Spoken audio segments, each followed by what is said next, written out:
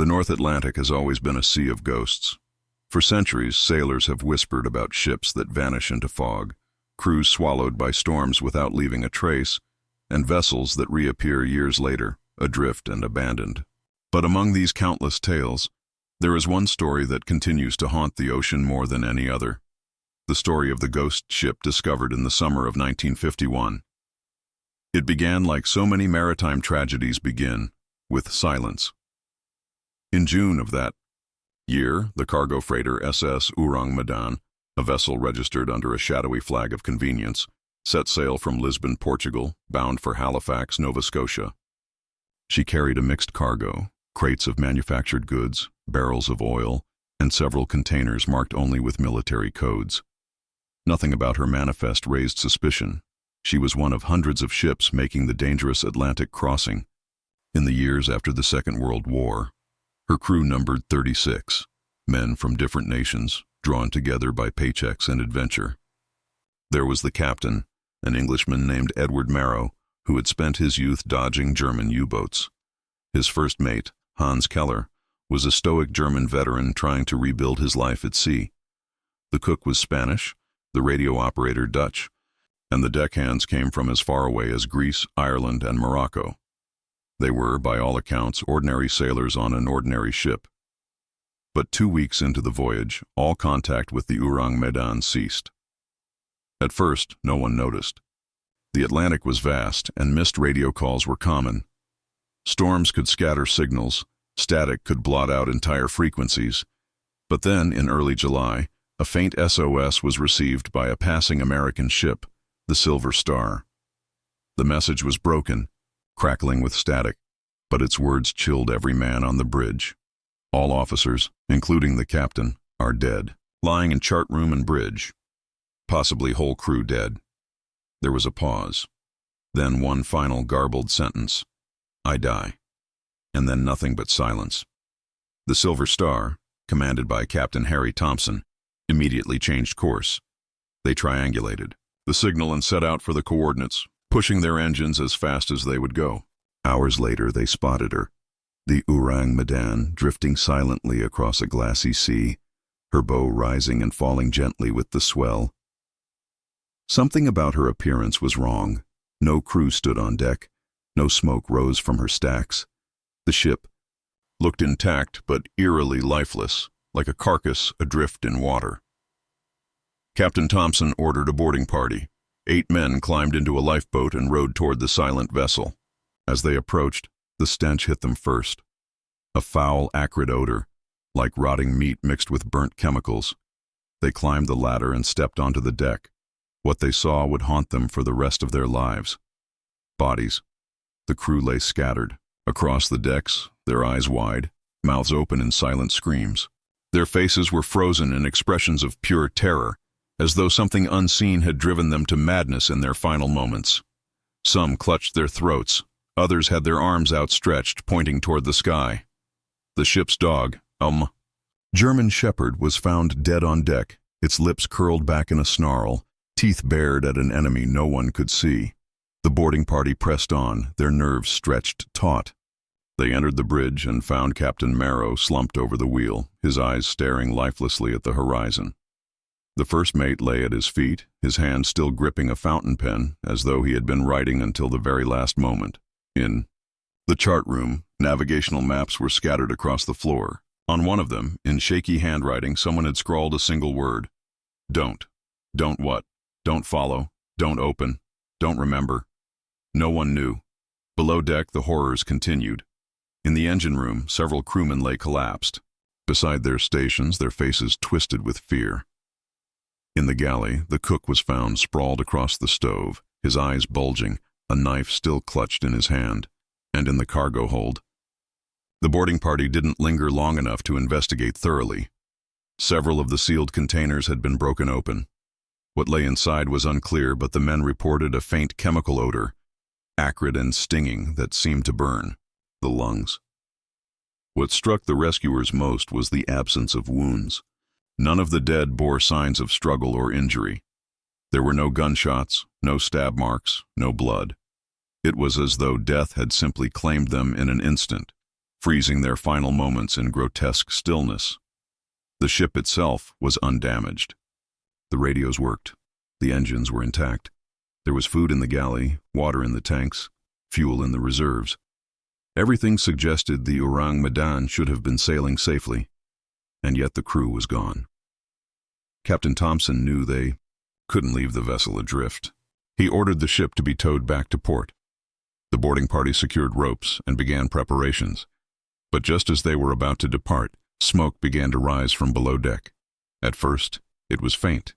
Then it grew thicker, pouring from the hatches in black clouds. The boarding party scrambled back to their lifeboat as flames erupted from the hold. Within minutes, the Ourang Medan was engulfed in fire. The rescuers cut their tow ropes as the ship exploded in a deafening blast, sending shards of steel and wood into the sky. When the smoke cleared, nothing remained but an oil-slick sea and the faint smell of burning chemicals.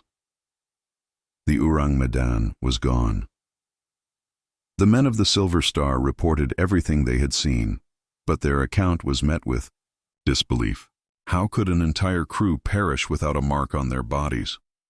How could a ship intact one moment erupt into flames the next? Authorities dismissed the story as rumor, the embellishments of sailors eager for attention. The official record listed the Ourang Medan as lost at sea, cause unknown. But the men who had boarded her knew better. They had seen the terror etched on the faces of the dead. They had smelled the strange chemicals in the hold. They had watched the ship destroy itself as though silencing whatever secret it carried, and, though they tried to speak, they found their words ignored, their testimonies buried. In the years that followed, whispers of the ghost ship spread across maritime circles. Sailors told the story in hushed tones, embellishing details, adding their own theories. Some said the crew had been poisoned by leaking chemical weapons secretly smuggled aboard. Others believed they had encountered something supernatural, a spirit, a curse, a force that drove them mad with fear. Whatever the truth, the Ourang Medan became a legend. A ghost ship, a reminder that even in an age of radar and radio, the ocean still held mysteries beyond comprehension. And like all legends, it refused to die. Because in the decades that followed, sightings began. Fishermen claimed to see a freighter, drifting silently in the fog, her decks empty, her hull scorched black. Divers reported hearing SOS signals crackling faintly in their radios near the site of her last known position.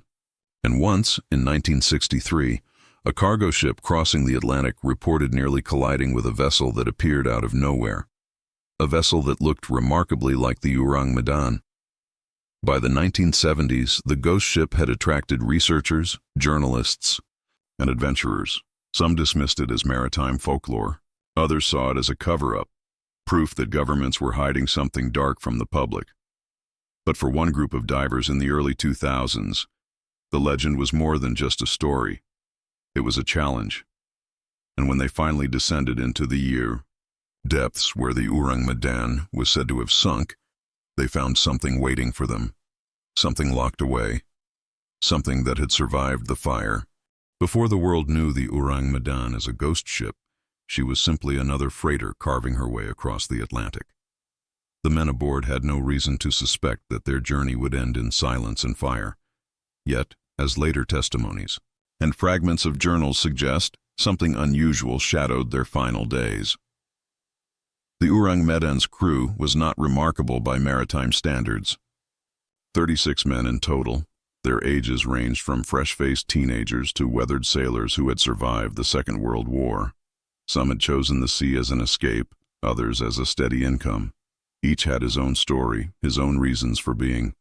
Aboard, Captain Edward Marrow was seasoned, practical, and known for his calm under pressure. He was in his 50s, his salt and pepper beard streaked with white, his eyes weary but sharp. He had earned his reputation during the war, when he had guided convoys through U-boat-infested waters, losing only one ship under his watch. After the war, Marrow had turned to commercial shipping, but those who knew him said he carried the war with him. He was methodical, cautious, and deeply suspicious of secrecy. His first mate, Hans Keller, was a man of contradictions. Stern and disciplined, yet often caught humming German lullabies as he worked.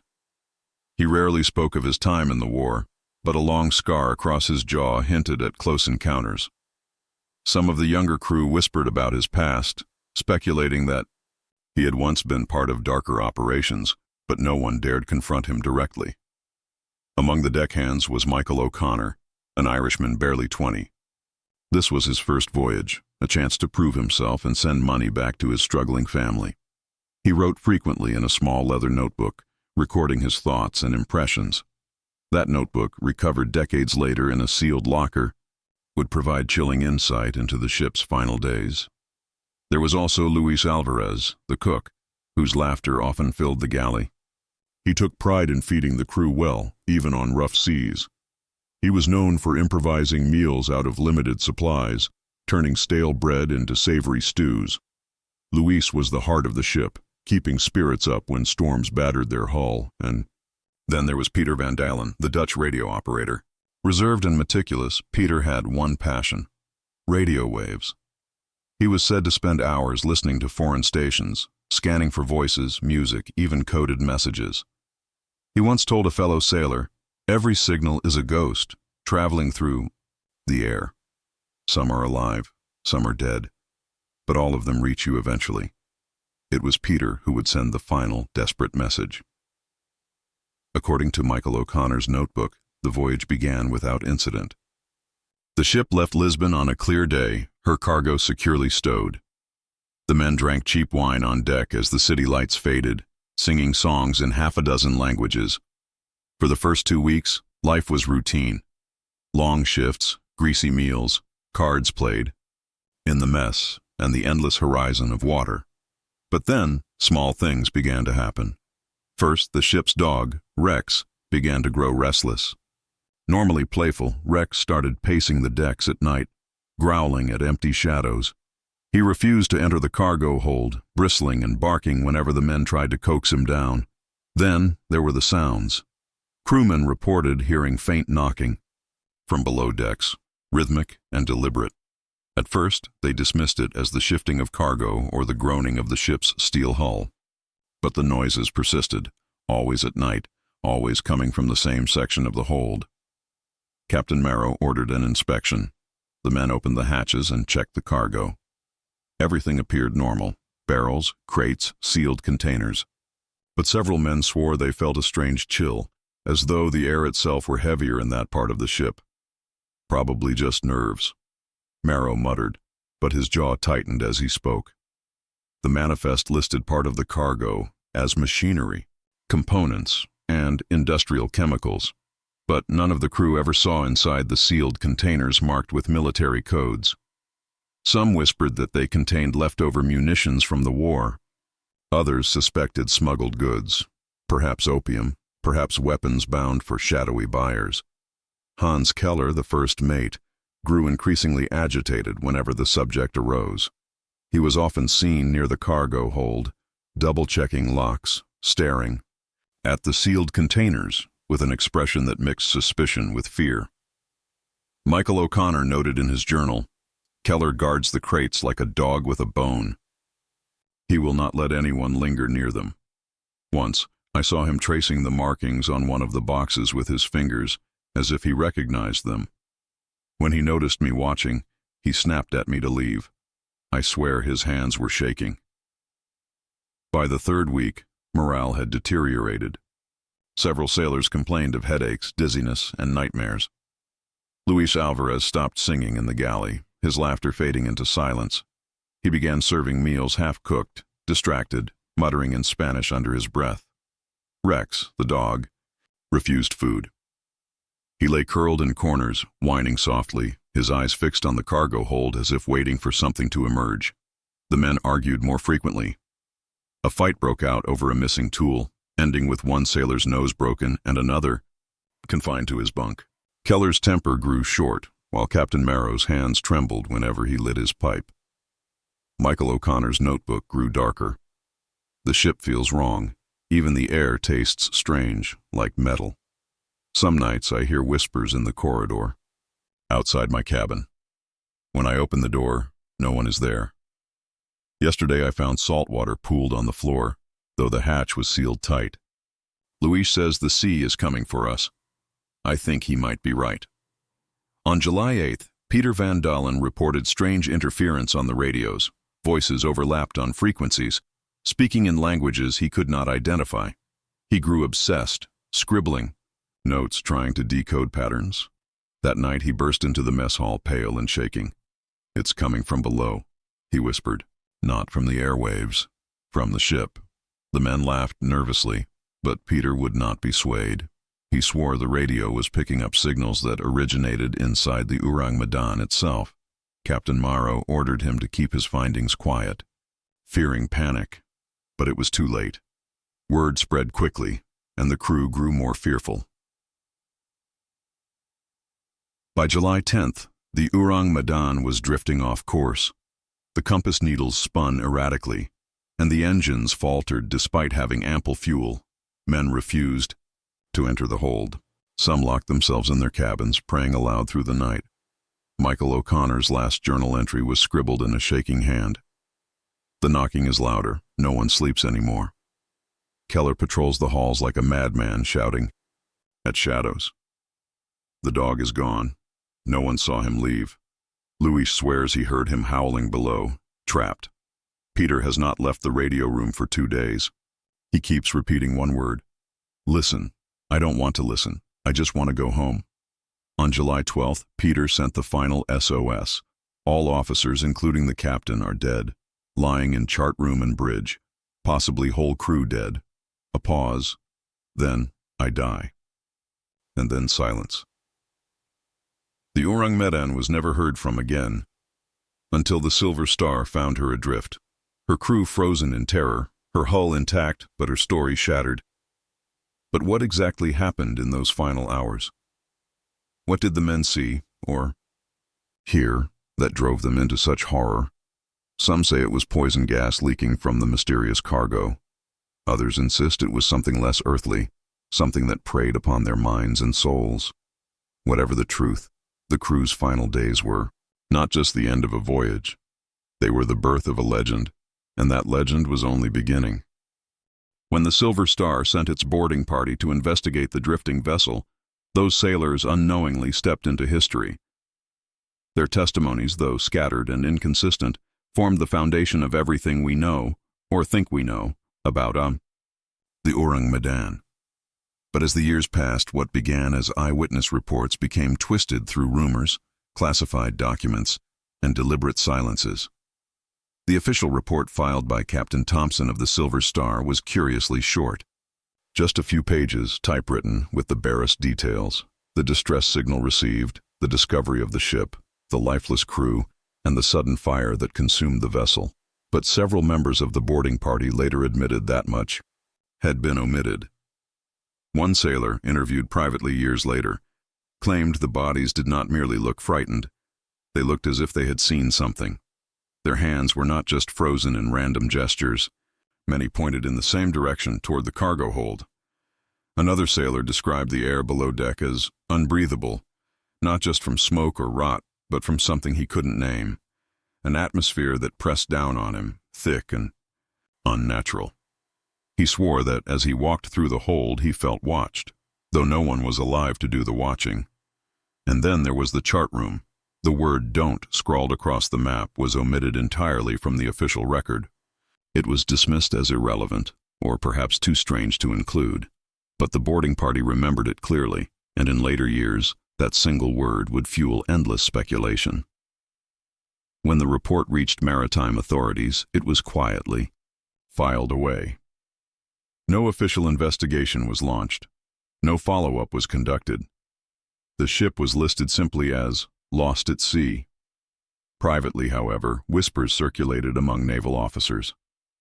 The Ourang Medan's manifest included codes that linked her cargo to post-war military shipments. Theories spread that she had been carrying leftover chemical weapons, perhaps phosgene or mustard gas, destined for illegal disposal. If true, then exposure to leaking chemicals could explain the crew's sudden deaths. Their frozen expressions of terror, some argued, were simply the contortions of men suffocating in agony. But this explanation raised more questions than it answered. Why had no one attempted to flee? Why were there no signs of panic on the decks? No lifeboats lowered? Why had the dog died snarling at the air? And above all, why had the ship suddenly exploded when preparations were made to tow her? If the government suspected a cover-up, they were careful not to admit it. In the weeks after the Ourang Medan's disappearance, a handful of newspapers in Singapore and Malaysia reported the story.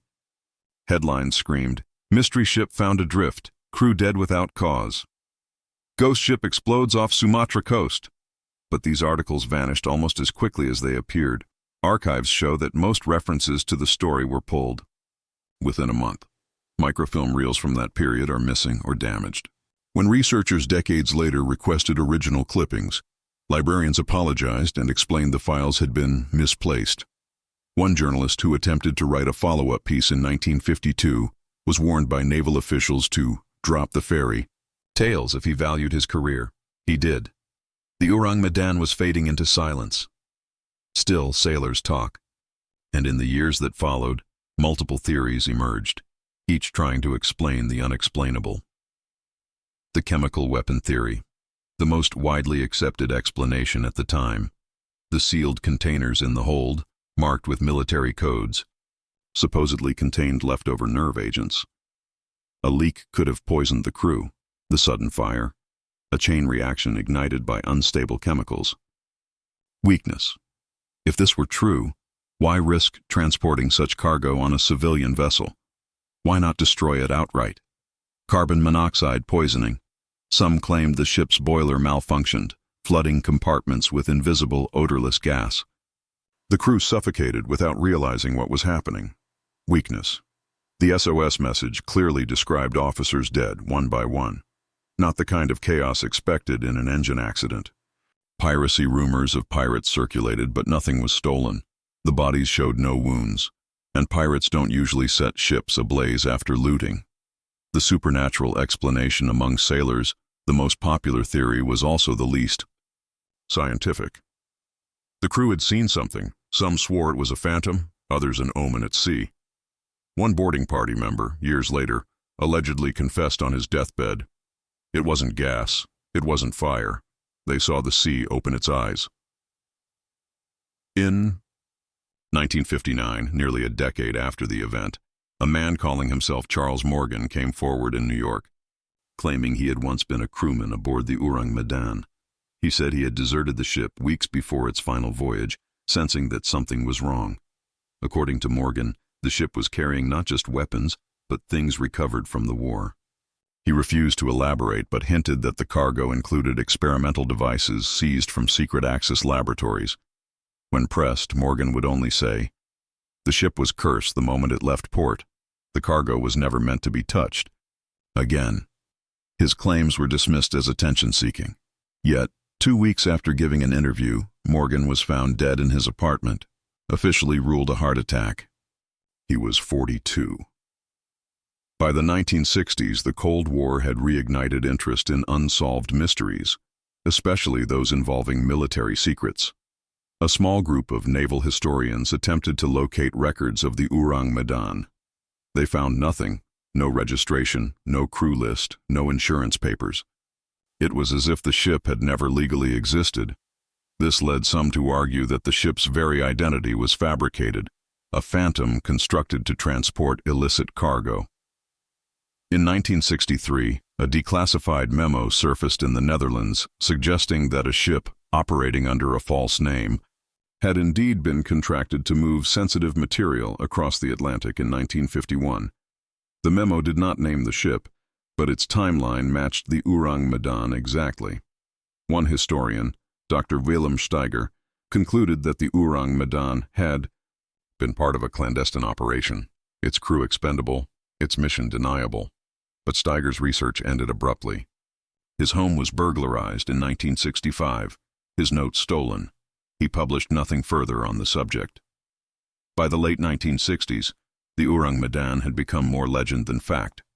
Sailors spoke of seeing her ghostly outline on foggy nights. Fishermen swore they heard phantom SOS calls on their radios. Divers reported strange interference in waters near the supposed site of her sinking. For many, the ship became a warning that some secrets are too dangerous to carry, that some cargoes should never be touched. But for others, historians, divers, journalists, it became an obsession, because buried beneath the myths and cover-ups lay one undeniable truth. Something had happened aboard the Ourang Medan in 1951.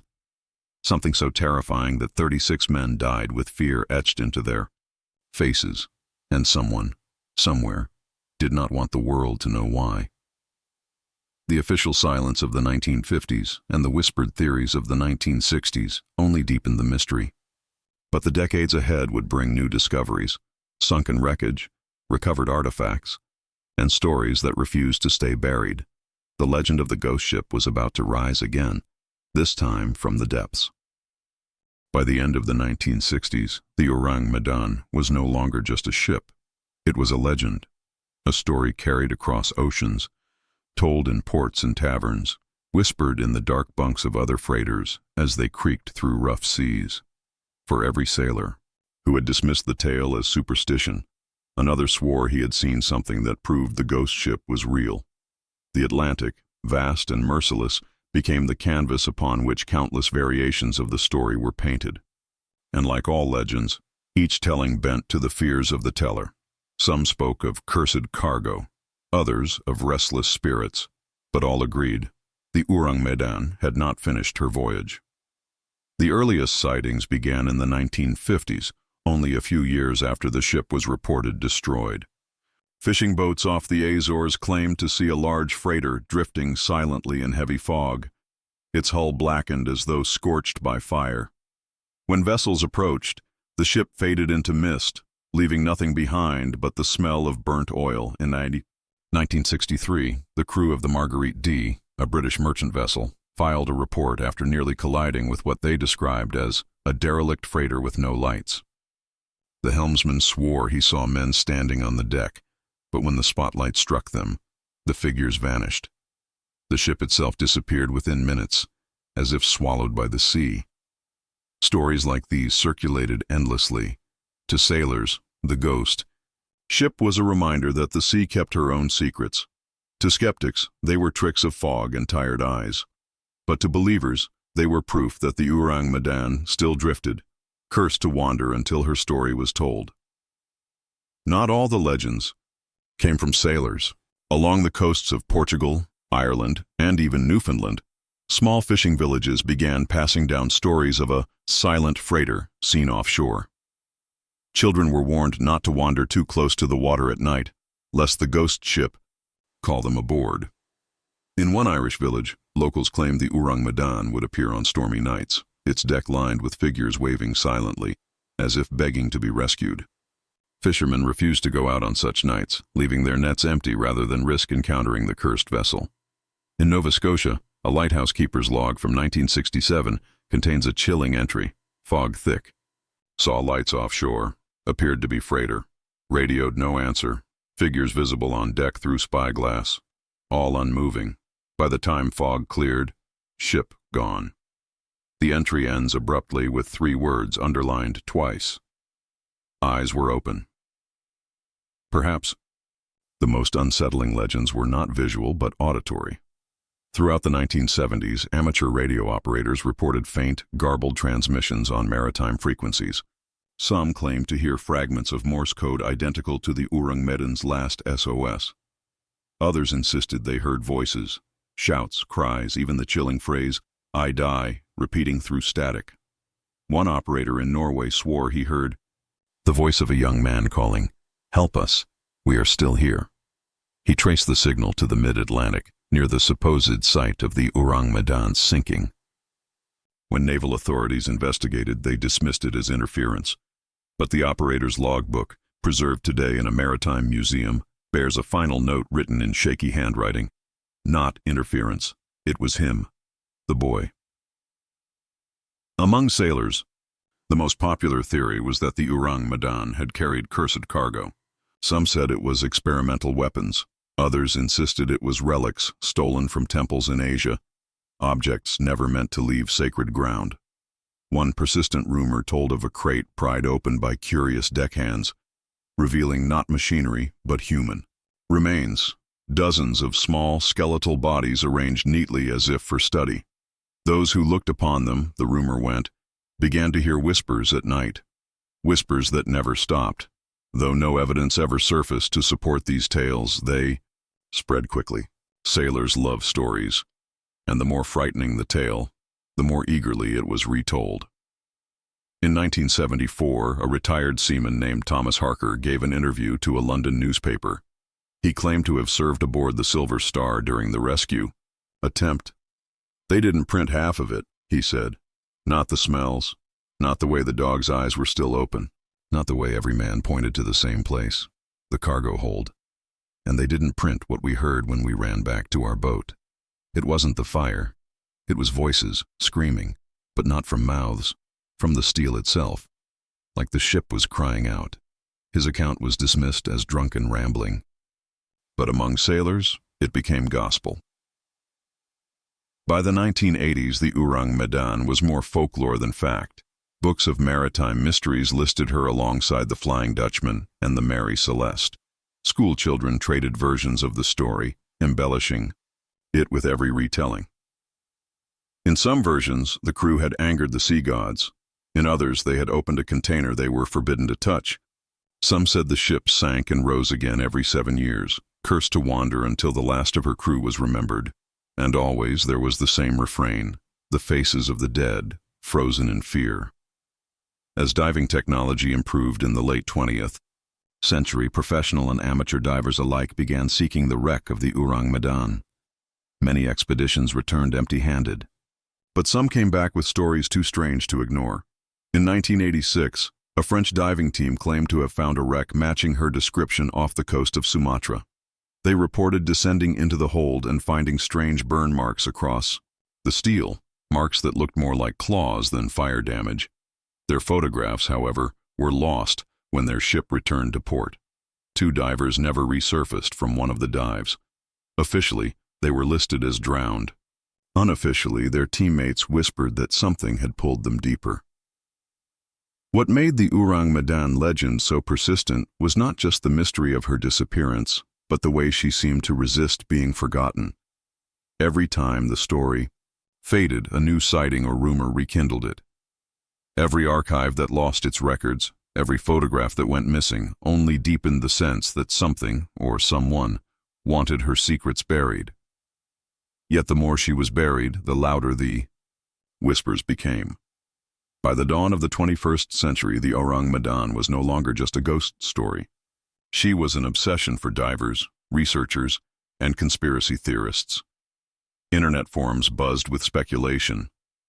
Some believed the wreck was hidden deliberately. Others claimed governments feared what might be found inside. And still, fishermen in the Atlantic told the same story. A ship, blackened and silent, drifting just beyond the fog. The legends of the 1950s through the 1980s laid the groundwork for what came next, the first modern expeditions to locate the wreck. And when divers finally found what they believed to be the Ourang Medan lying in pieces on the ocean floor, they discovered that legends are sometimes the only truths left behind, because within her shattered hull, something had survived. Something that explained nothing and yet made the mystery even darker. By the 1990s, the Ourang Medan had passed fully into legend. To most people, it was little more than a sailor's tale, a maritime myth told in bars and late-night radio shows. But for a select group of researchers, divers, and conspiracy theorists, the story never lost its grip. They were convinced the ship was real, that it had existed under shadowy circumstances, and that somewhere beneath the waves, her remains still waited to be found. As technology advanced and deep-sea exploration became more accessible, the legend of the Ourang Medan transitioned from ghost story to target.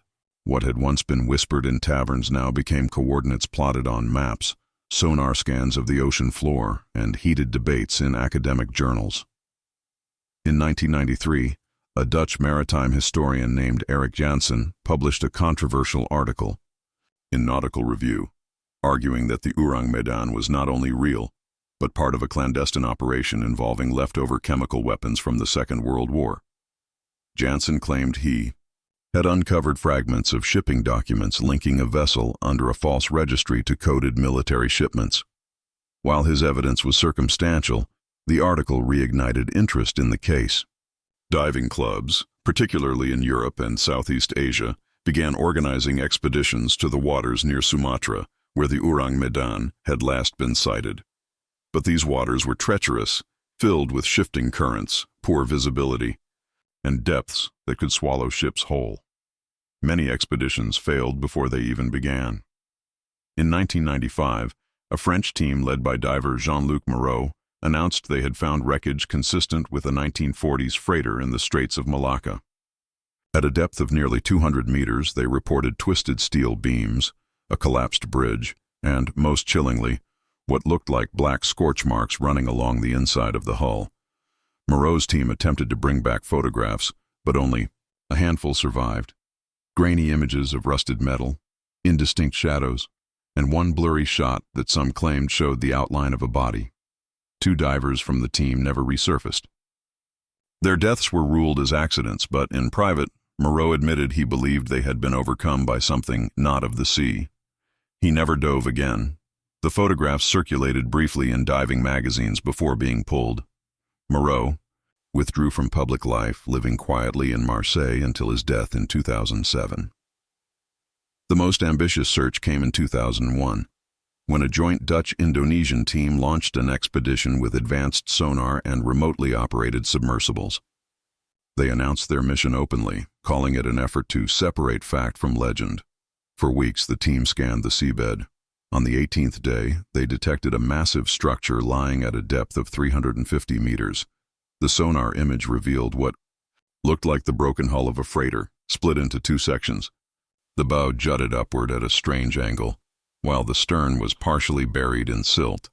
When the remotely operated submersible descended, its lights revealed jagged steel, collapsed decks, and something unexpected: the ship's nameplate. Half buried but still legible, it read, Ourang M. The rest was obscured. For the divers watching the footage above, it was confirmation. They had found her.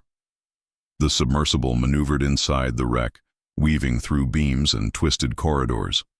What it recorded remains one of the most chilling underwater explorations ever captured. Inside the cargo hold, the cameras found collapsed crates and barrels, many still sealed. On the steel walls, strange burn patterns were visible, not from fire, but from something corrosive, as though the metal itself had been eaten away. In one compartment, the camera panned across what appeared to be skeletal remains. Some lay sprawled across the floor. Others were curled in corners, their bones discolored, fused in unnatural ways. When the camera reached the lower levels, its feed began to flicker. Strange interference filled the monitors. The submersible operator swore he heard faint voices through the static, whispers, fragments of words. The recording equipment picked up nothing but noise. Then, abruptly, the camera froze. The submersible's systems failed, and the feed cut to black. It never powered on again. The expedition returned to port with fragments of footage and a nameplate. They announced their findings cautiously, framing them as evidence of a mid-century freighter matching the Ourang Medan's description. But among the crew, whispers circulated. Several divers reported strange dreams during the voyage, dreams of drowning, of hearing someone call their name from the depths. One diver claimed he woke with salt water in his mouth, though his cabin was dry. The 2001 expedition's full report was never published. A preliminary draft leaked online in 2003 but was quickly removed. Those who read it claimed it contained details not included in the official press release. Containers marked with codes used by Allied forces for nerve agents. Journal fragments, found sealed in a watertight box. A log entry written in shaky handwriting. It watches from the hold. No one has ever verified these claims. Following the 2001 discovery, several governments were approached for comment. The Dutch denied any knowledge of the ship.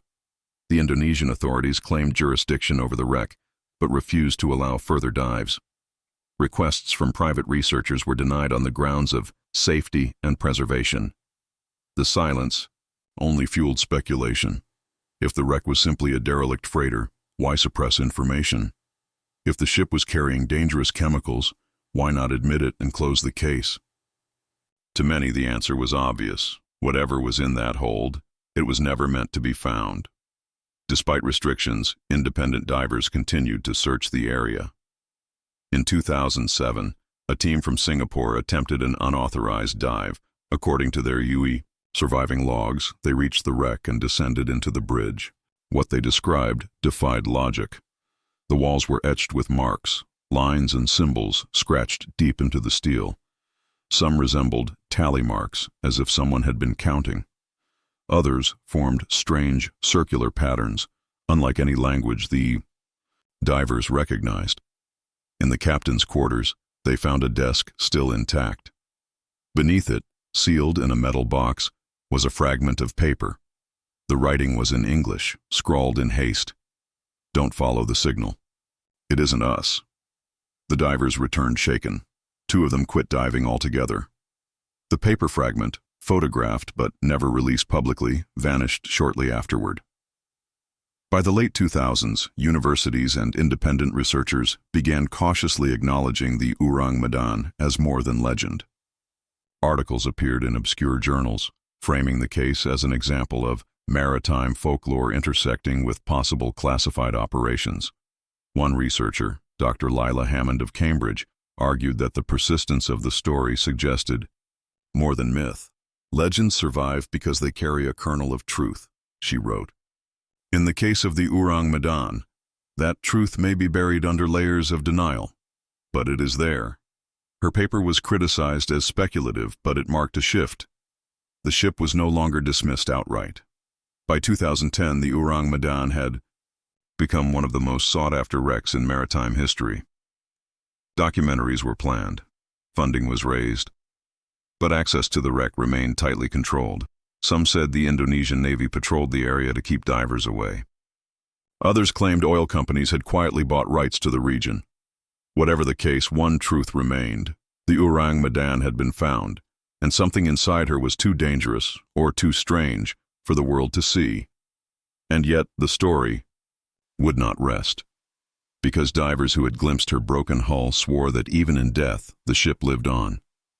They spoke of whispers in the water, of shadows moving through flooded corridors, of a presence that lingered long after the last crewman died.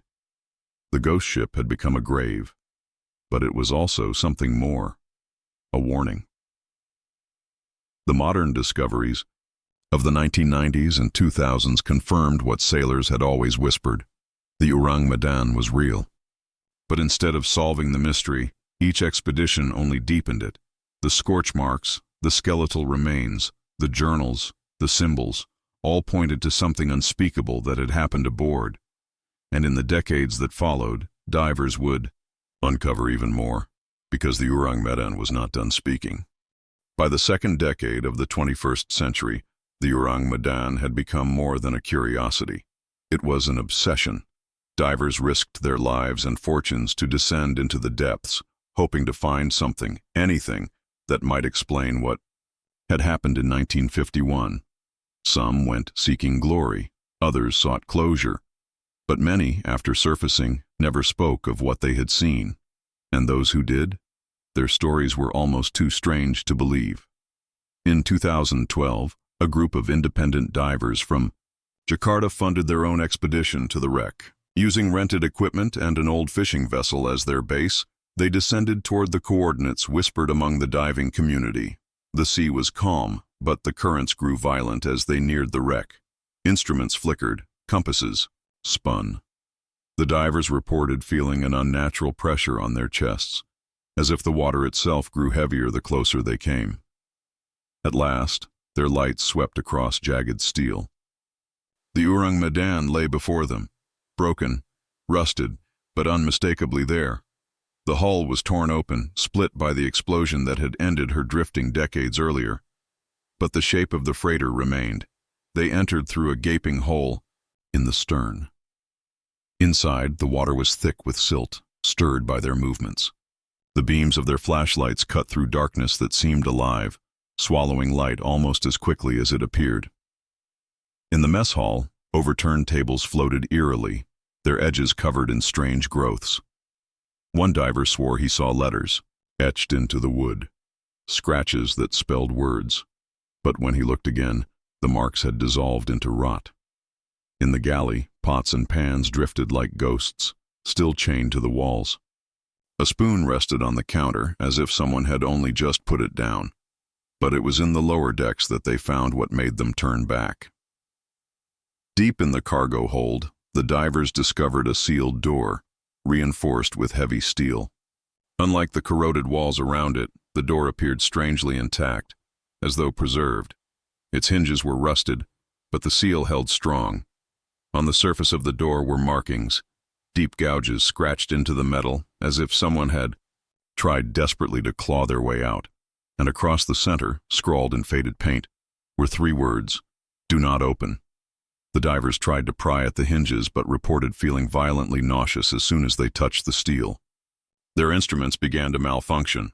One diver vomited inside his mask. Another claimed he heard a voice behind the door, faint but clear. "Don't leave me." They aborted the dive and returned to the surface in silence. Later that year, another team from the Netherlands returned to the wreck with more advanced equipment. They too found the sealed door, but instead of attempting to open it, they explored the adjacent compartments. In what had once been the captain's quarters, they found a metal box wedged beneath the floorboards. Inside, miraculously preserved, was a waterlogged journal. The entries were difficult to decipher, but fragments told a story more terrifying than any sailor's tale. One passage read, "It comes at night. We hear it walking below. The men are afraid. Keller says the cargo is not what we were told. I have ordered the door sealed, but the knocking continues. It wants out." Another, written shakily in what appeared to be the captain's hand. "They said it would not follow us at sea. They lied. God help us." The journal was smuggled out of Indonesia and eventually surfaced in private collections. No museum would display it. In 2016, a leaked video appeared briefly online before being removed. It was said to be helmet camera footage from a diver who had entered the Ourang Medan's engine room. The video, shaky and muffled, showed rusted machinery covered in algae. But the diver's breathing grew rapid as his light swept across the wall. Dozens of tally marks had been carved into the steel, grouped in clusters of 5. The camera panned lower, revealing a single word etched beneath the marks. "Waiting. The us." Deaver whispered something in Dutch, his voice trembling. Then, suddenly, the footage filled with static. The last frame visible showed his light catching what looked like a handprint smeared across the wall, fresh, as though made moments before. No one knows what became of the diver. His name was never released. Multiple divers, independent of one another, have described the same sensation inside the wreck. A presence. Not just the feeling of being watched, though that was common, but the overwhelming sense that the ship was not empty. Some heard footsteps echoing in the flooded corridors. Others reported distant laughter or crying, or the faint sound of a radio crackling with ghostly static. One diver swore he heard a voice whisper his name through the regulator in his mouth. Most disturbing were the physical encounters. In 2018, a professional diver from Australia claimed something grabbed his arm inside the wreck, yanking him backward. His partner, just a few feet away, saw nothing. But when they surfaced, deep scratches ran along his wetsuit, and his arm bore bruises shaped like fingers. Among the artifacts recovered, one stands out. In 2019, a team brought up a single object from the wreck, a child's shoe. It made no sense. The Ourang Medan's manifest listed no passengers, certainly no children. Yet the shoe was small, leather, and remarkably well preserved.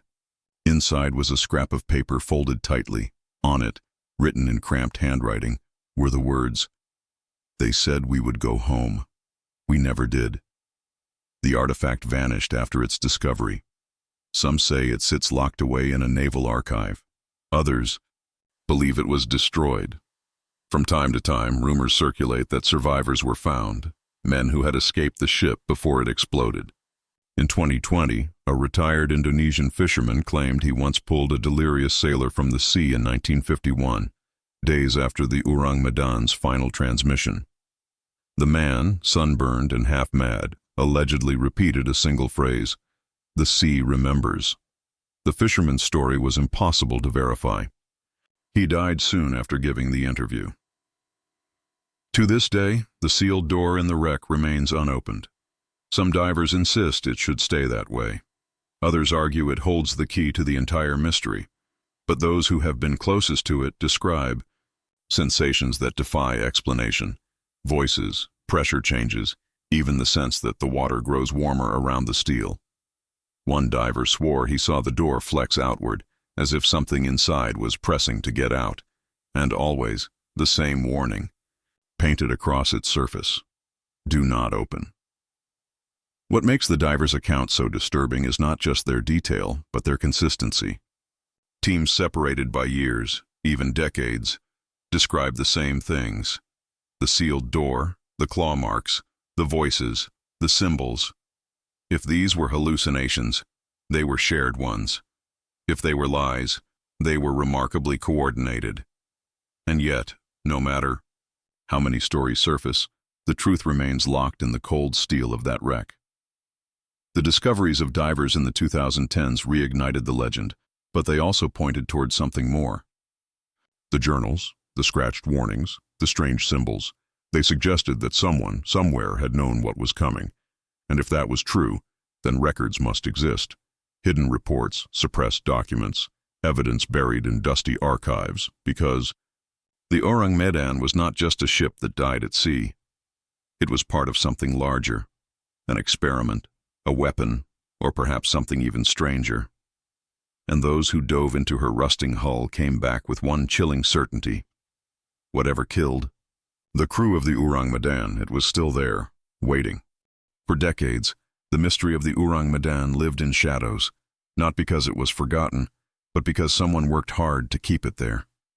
Pieces of the story appeared in newspapers, whispers from sailors, and fragments of journals pulled from the wreck. But behind closed doors, in archives and locked filing cabinets, there was more. There were records, hidden, altered, or erased, that pointed to a truth darker than any sailor's ghost tale. In 2011, a graduate student named Maria van Hout stumbled onto something extraordinary while researching post-war Dutch shipping records. In the basement of a Rotterdam archive, she found a ledger listing ships chartered in the early 1950s. One entry, written in faint pencil, caught her attention. It listed a vessel identified only as OM, under the ownership of a private consortium. The cargo? Special consignments, restricted access. Next to the entry was a note scrawled in a different hand: if inquiries, refer to defense. When Maria requested additional files, she was told they were classified. Days later, the ledger itself disappeared from the archive shelves. Staff claimed they had no record of such a document ever existing. Maria managed to copy one page before it vanished. The faint letters, OM, remain one of the few official records linking the ship to Dutch authorities. In 2015, declassified U.S. intelligence documents revealed references to a distress incident in the Pacific in 1951. Most of the details were blacked out, but one surviving sentence stood out. Subject vessel believed to be carrying recovered materials. Origin: Asia Theater. What materials meant was never explained, but the timing matched the Ourang Medan exactly. Some researchers argued this pointed to Japanese chemical or biological experiments captured after the war. The Allies had seized massive stockpiles of weapons, some of which were never officially documented. If the Ourang Medan carried such cargo, it would explain the secrecy. But again, why ship them in a freighter crewed by civilians? Why not destroy them outright, unless, as some suggest, destruction was never the goal? Perhaps the strangest piece of evidence came from Italy. In 1969, an Italian missionary in Borneo wrote a letter to his brother describing a conversation with a dying sailor. The man claimed he had served aboard a Dutch vessel in 1951 and had witnessed something horrific in the cargo hold. According to the letter, the hold contained not weapons, but bodies, rows of them, preserved in tanks filled with a strange fluid. Some looked human. Others, the sailor insisted, did not. The missionary's letter was filed away in a private church archive, rediscovered only in the 1990s. Historians dismissed it as hearsay. But among conspiracy theorists, it became central evidence that the Ourang Medan was transporting far more than munitions. Throughout the 1950s, newspapers in Singapore, Malaysia, and even London briefly reported the Ourang Medan story. But attempts to find those original clippings often end in frustration. Microfilm reels are missing. Pages are torn from archives. Libraries report damage or accidental disposal. Researchers who collected surviving clippings noticed a pattern. Most were pulled within weeks of publication, sometimes even days. Editors later admitted they were pressured by officials not to continue coverage. One surviving article, reprinted in a small Dutch newsletter, contains a chilling sentence absent from later retellings. Boarding crew reports survivors. Found in hold, later succumbed to injuries. No other record mentions survivors. In 1978, a retired German intelligence officer revealed he had once seen a classified memo describing the Ourang Medan. The memo allegedly stated that the ship was part of an unauthorized transfer of sensitive biological material from Japanese research facilities. The officer claimed the memo noted that the material remained active and was not stable in marine transport. He insisted the deaths of the crew were not accidental. They were expected. When asked why the ship was sent at all, he replied, "Because someone wanted to see what would happen." In 2004, divers claimed to have retrieved a sealed metal box from the wreck. They described it as small, lead-lined, and difficult to pry open. Inside were documents wrapped in oilskin, badly damaged, but still legible in parts. Photographs, allegedly, showed shipping manifests stamped with Allied military seals. One page listed cargo described only as unit samples, Priority 1. The divers who recovered the box intended to sell the documents to a collector, but before they could, the box was confiscated by Indonesian authorities. No official record of its seizure exists. The divers later refused to discuss the matter. Again and again, the story of the Ourang Medan follows the same pattern.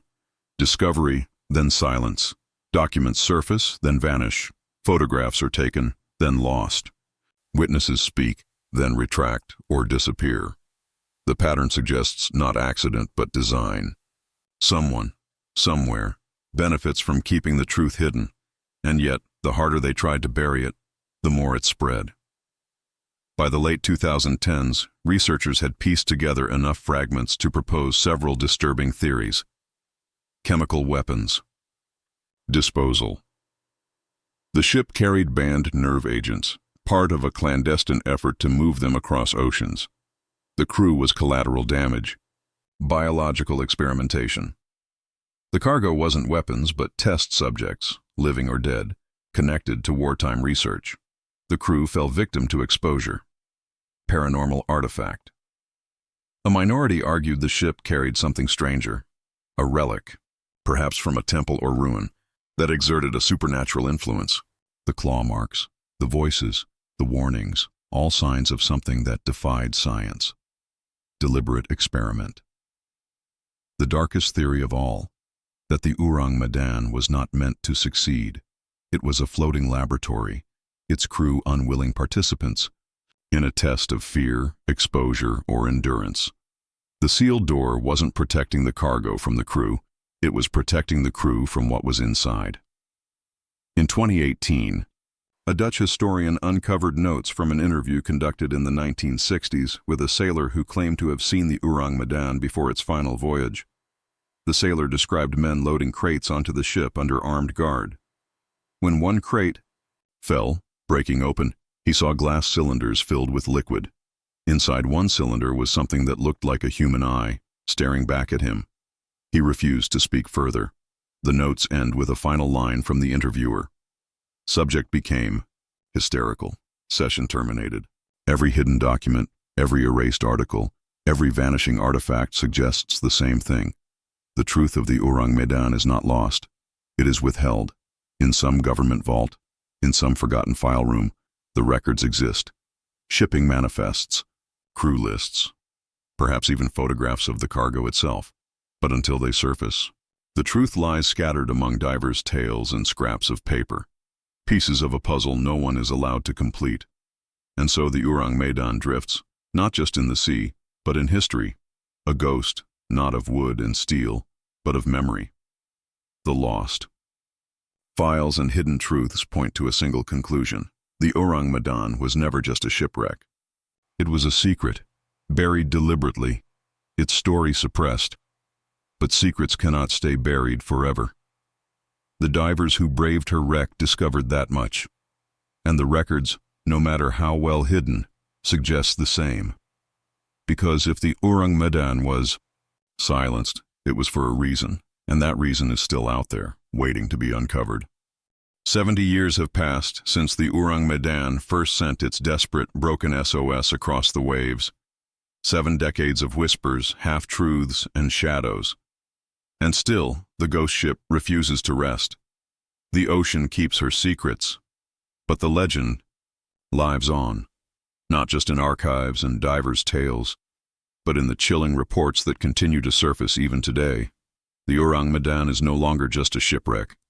She has become something larger, a symbol of the unknown, of the things hidden beneath the surface, both of the sea and of history. Even in the 21st century, sailors claim to see her. In 2019, a Filipino fishing crew reported a massive black freighter drifting silently through heavy fog off Palawan. Its decks appeared empty, but one fisherman swore he saw figures standing at the railings, motionless, staring down at them. When the fog cleared, the ship was gone. In 2021, a cargo vessel near Sri Lanka nearly collided with what its captain described as a derelict ship with no lights. Radar confirmed nothing was there, yet half the crew saw the same thing. A rusted hull, tilted, its bow jutting upward at an unnatural angle. The sightings are dismissed as illusions, tricks of fog and exhaustion. But for those who've studied the legend, the descriptions are unmistakable. The Ourang Medan drifts still. Those who explore her wreck often pay a price. In 2015, 2 professional divers vanished while surveying the site with a private team. Their bodies were never recovered. Their equipment, later retrieved, contained corrupted footage, hours of static punctuated by faint, distorted voices. In 2017, another diver suffered a sudden seizure after surfacing. His last words, whispered to his partner before he lost consciousness, were, "It's still there, watching." He never recovered. And in 2022, a young diver uploaded a video claiming to show the sealed door deep within the wreck. Within 48 hours, the video was removed. His account was deleted. No one has heard from him since. Among divers, the Ourang Medan is now spoken of as cursed. Those who go searching risk more than drowning. They risk being remembered by the ship itself. Researchers studying the phenomenon of the Ourang Medan note not just the physical dangers, but the psychological ones. Divers report nightmares for weeks after visiting the wreck, dreams of drowning, of voices calling their names, of being locked inside the ship with no way out. Some wake gasping, their lungs burning as though filled with seawater. One diver described it this way: "The ship doesn't just kill you in the sea, it follows you home." For historians, the weight is different, but no less heavy. Every record, missing, every file altered, every document erased, suggests a truth someone still fears. After decades of searching, questions remain. Why was the ship never officially logged under its true name? Why do fragments of military codes and restricted cargo appear in every surviving record? Why does every diver from every nation describe the same sealed door, the same claw marks, the same overwhelming sense of presence? And the greatest question of all? What lies behind that door? Some believe it contains the answer, whether a weapon, a relic, or something far stranger. Others warn that opening it would release something that was never meant to escape. For now, it remains sealed, and perhaps that is for the best. Today, the Ourang Medan has become a staple of paranormal documentaries, internet forums, and late-night discussions. It is ranked alongside the Bermuda Triangle, the Mary Celeste, and the Flying Dutchman as one of the sea's great mysteries. But unlike those other tales, the Ourang Medan comes with names, coordinates, and fragments of real evidence. It is not just a legend. It is a story that brushes uncomfortably close to truth. Writers, filmmakers, and researchers continue to use her as inspiration. Yet the reality remains darker than fiction, because fiction has an ending. The Ourang Medan does not. Behind the Gior, myths and theories, we cannot forget the 23 men who sailed aboard her. Their names are mostly lost, their families never given answers. They became ghosts in every sense, first erased by death, then by history. And perhaps that is the greatest tragedy of all. That real men, flesh and blood, suffered something so horrific it turned them into legend. That their faces, frozen in terror, became symbols instead of memories. When you listen closely to the fragments, the journals, the scratched words on steel, the desperate transmissions, you realize something chilling. The crew of the Ourang Medan was not trying to tell a story. They were trying to send a warning. I die. It wants out. Do not open. Warnings written in their final breaths, etched in their last strength, carried across time and water. Warnings we still do not fully understand. The sea is vast. It hides more than we will ever know. The wreck of the Ourang Medan rests in silence now, swallowed by silt and darkness. But silence is not the same as peace. Every diver who descends into those flooded corridors, every sailor who swears they see her through fog, every researcher who finds another missing file, each becomes part of the legend, because the Ourang Medan is not gone. She is waiting, and one day, someone may open that door. 70 years later, the Ourang Medan still drifts, in memory, in story, in the minds of those who dare to chase her shadow. She is a ghost, but not the kind that fades. She is the kind that lingers, the kind that reminds us that some mysteries are not meant to be solved, and so the final words belong not to us, but to her crew. Words scratched into steel. Words whispered in static. Words that cross oceans and decades to reach us now. Do not open.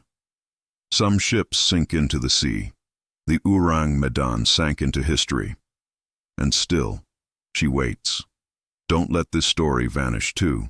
Subscribe and keep the forgotten remembered.